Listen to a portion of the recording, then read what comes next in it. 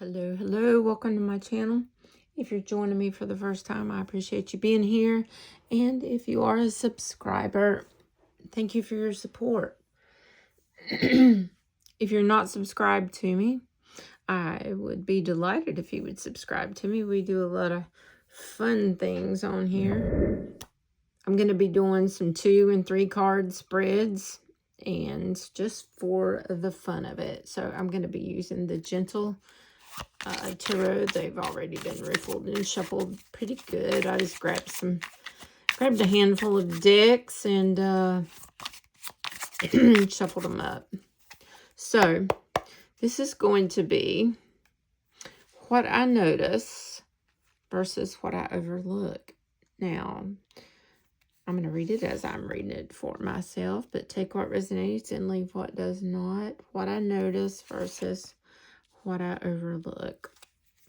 I love the psychology aspect and the therapeutic aspect of tarot cards. That's mostly what I use them for. So I love these spreads. What I notice is the 7 of Wands. So for me, and maybe for you, I'm on the defensive a lot. I feel like, and it could be a mind thing sometimes, mostly not, but I do feel like that I'm having to stand on business constantly, that I'm having to stand my ground for what I believe in constantly. And I always feel like that I have, people coming up against me, and maybe have a couple on my side, like the little raven here. But what I notice, that's usually what I do notice. And let's see what I overlook. So with the 5 of Thunder here, which is usually the card of it's not worth the fight, etc., etc. With the 5 of Thunder, it's the 5 of Swords. So what I overlook is that there may be some people that really don't want to fight me. They want to help me. So this little creature here, I believe it's a little fox, she couldn't make it to the top. Like, she just couldn't do it. She didn't have the strength to do it. So the little fox is helping her carry the thunderbolts to the top, is where she was heading. So I have more help than what I think I do. And maybe not everybody that I think is against me is against me. Maybe they're not against me at all. Maybe a lot of that is in my head. And that's how I would read it. If it resonates with you, take what resonates, and leave what doesn't, and drop it in the comments if it resonates with you. But this absolutely resonates with me. So I'm going to use this deck again. The fears I hold on to. And this is going to be the needs they represent. So that's a pretty intense. Fears I hold on to. What fears might we be holding on to? The Hierophant. Well, now this deeply resonates with me. The fears I hold on to. The fears I hold on to. Sometimes the Hierophant resonates with me as if you have deconstructed from a religion, a very cultish religion, that could represent the Hierophant for you. That's what I'm picking up right now.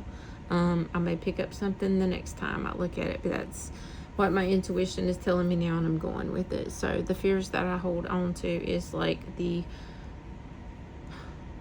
somebody not letting me make my own choices, somebody that doesn't want me to be able to ask questions, somebody who wants to rule over me, somebody who wants to rule over everybody, somebody that doesn't accept but only a certain set of people. So fears I hold on to, and needs that they represent. And I feel like here the need that represents is the need to move away from that, and also to, as with the Chariot, realize my willpower, and my willpower and my strength and the progress that I have made to get away from this and to move. The Chariot is a moving card. So to move away from it, to break generational curses, to release the dogma, to break down the religious trauma, the complete deconstruction. But every once in a while, you know, there's still a trigger there, because that's the first thing that I thought of when I saw it. So the needs that they represent is that I need to keep moving away from that. And these are two major cards that I notice here. So they're pretty big influences. I feel like this is overcoming obstacles as well, and walking away from that, and yeah, just making that progress. I'm not completely all the way where I want to be, but I'm definitely making progress. So let's move on to the next one. I'm going to be using the Animal Guides Tarot simply because I have rarely used it. I love it. I have almost all his deck. When I invite this, I receive this. So let's see what we got here. And it's a little bit more on the gentler side, which I think we need in the world today sometimes. When I invite this, I receive this. When I invite this, the Two of Fire, the Two of Wands. So when I invite my vision and my creativity, when I invite success by taking action and making plans and just getting on the ball with making plans, actually. It's like when I'm standing there with the two wands, I'm holding the world in my hand, and I have a vision. Okay, and creativity definitely goes with fire. So when I invite a creative vision, I receive the Ten of Water. So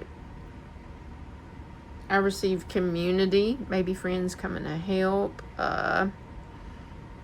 Maybe it's a family thing that we're doing together that's creative. Maybe that's my vision.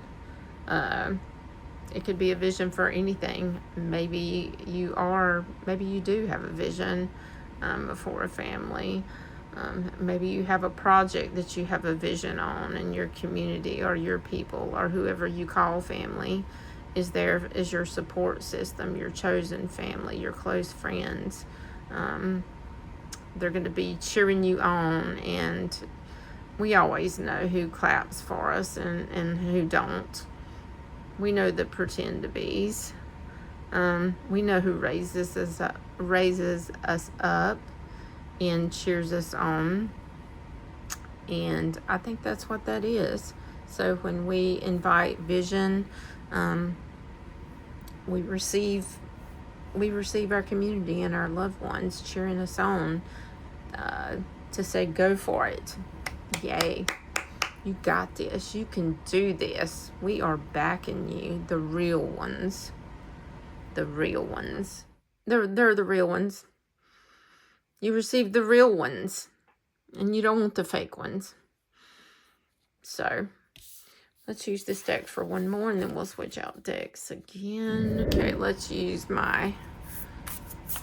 one of my 3 soul decks here, In Good Times, because I love this.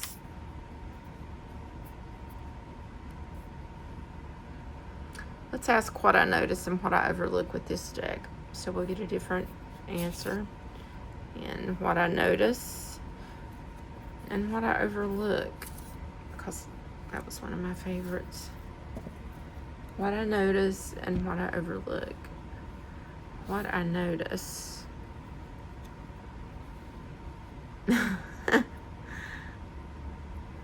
See this kid laid out over here. His butt stuck up in the air, just hanging out. And what you notice is you notice the happy moments in life. You do notice that, even though everything is not perfect, you're a realist. You notice it, but you do notice the happy times that we have. And what do we overlook? If I pull this card one more time, I've pulled this card like 15 times in the last 2 weeks. What we overlook, it's out of control. Our progress is out of control. Our chariot is out of control. Something in our life is out of control. We're overlooking something that is out of control.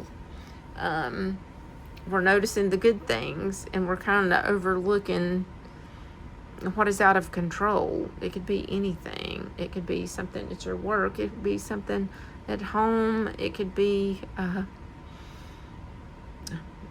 for me, my eating has been out of control here lately. I've not been eating good. I've been eating bad. Spending, buying too many tarot decks. Maybe that's out of control. And we need to rein that in. So that's what I have for that. Or you or whoever. What pain has not been fully acknowledged? What pain within us has not been fully acknowledged?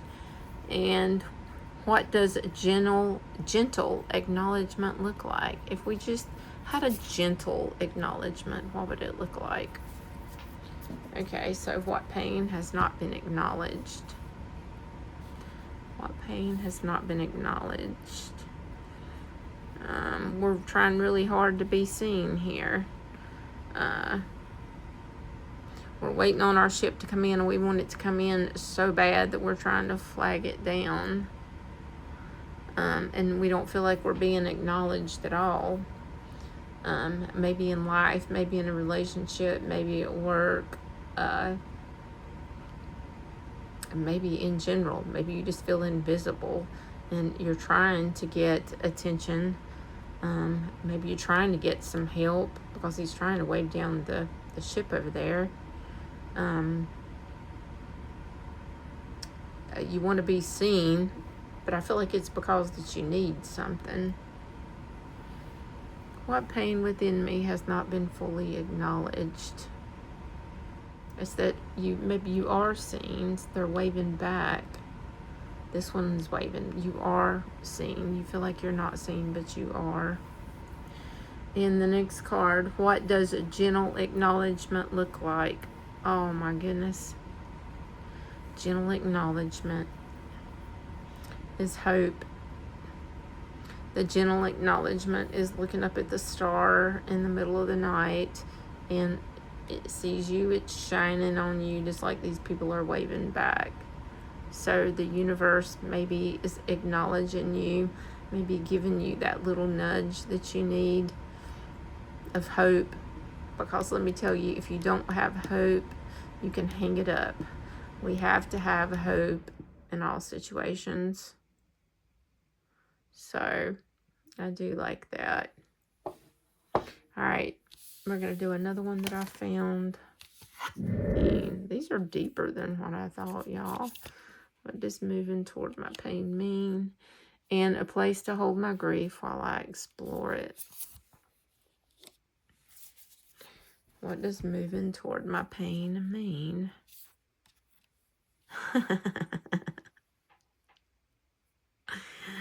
Oh, I love these freaking cards. Moving toward your pain. Moving toward your pain means that, yeah, you could get a little stability by acknowledging it. A little stability, a little comfort. Sometimes we need the pain to be, sometimes we need to acknowledge the pain to have that comfort and stability and to speak our truth about it. And so the next one, a place to hold my grief while I explore it.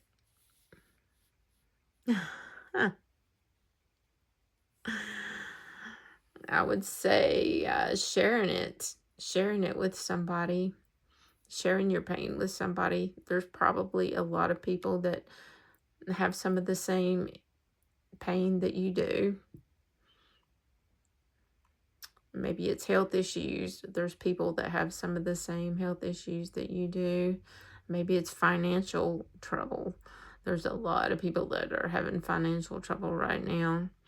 Maybe you could find someone to talk to that is in the same position as you, or maybe you just have somebody that you can share it with that can just hold that space for you to talk about your grief and your pain.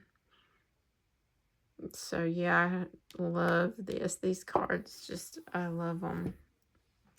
Love them. Your behavior to change. And what can help me?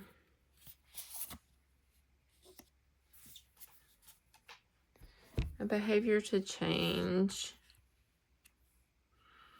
A behavior to change.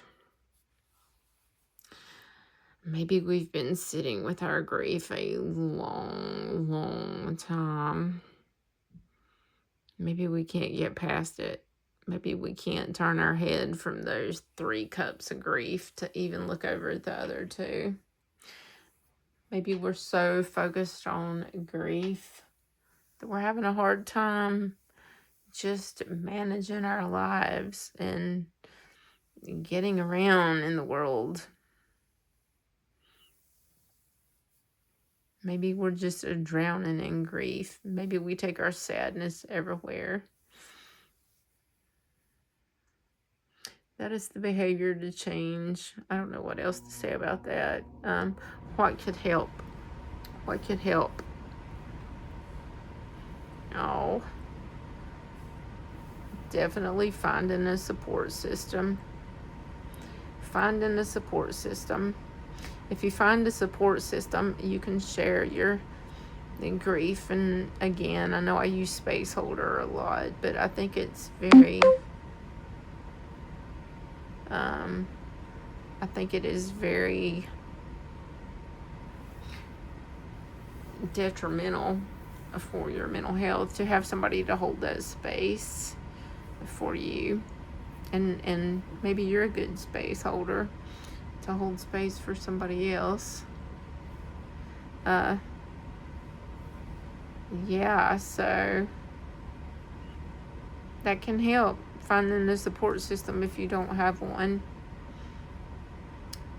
This would be the people. This is not just a celebration here where you're just going out and having a good time. This card is about, this is not acquaintances. These are your people. These are people that you could call in the middle of the night crying and they wouldn't be pissed off that you called. These are the people you can count on. These are the people that do clap for you. These are the people that cry with you. This is your support system here. So I love that.